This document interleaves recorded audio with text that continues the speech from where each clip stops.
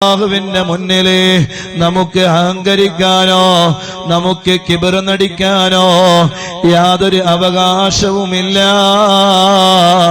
എത്ര വലിയ അധികാരമുള്ളവനായാലും എത്ര വലിയ അധികാരമില്ലാത്തവനായാലും നാഥനായ റബ്ബിന്റെ മുന്നില് എല്ലാവരും സമന്മാര് തന്നെ.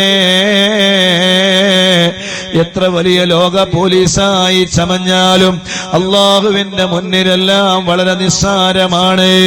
അതേ ട്രംപ് അധികാരമേൽക്കുകയാണ്. അതേ അമേരിക്കയുടെ ഫലസ്തീനിലെ മുഴുവൻ ആളുകളെയും ഞാൻ കൊന്നുകളയുമെന്ന പ്രഖ്യാപനം നടത്തുന്നു.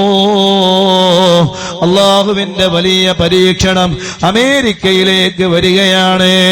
അതേ കാലിഫോർണിയയിലേക്ക് വരികയാണ്. ഏക്കർ കണക്കിന് 35 ഏക്കറോളം സ്ഥലങ്ങൾ കത്തിച്ചാമ്പലായി എന്നാണ് വാർത്തകൾ വരുന്നത്. സുബ്ഹാനല്ലാഹ്. അതേ മില്യൺ കോടിക്കണക്കിന് ഡോളർ കണക്കിനുള്ള വലിയ സാമ്പത്തികമായ നഷ്ടമാണ് സംഭവിച്ചിരിക്കുന്നത്.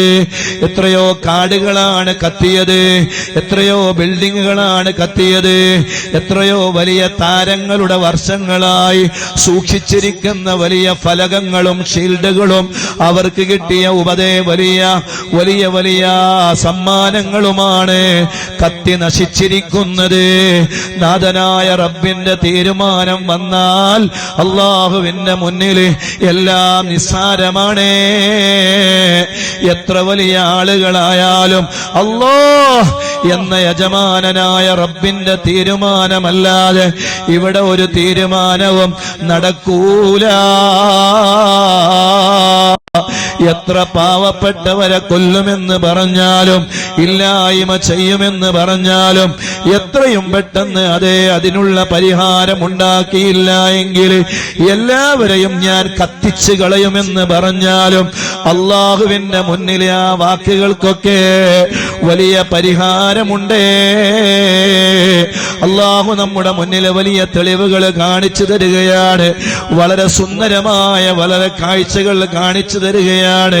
അല്ലാഹു സുബ്ഹാനഹു വ തആല വ്യക്തമായ പാഠങ്ങൾ ലോകത്തിന് നൽകുകയാണ്.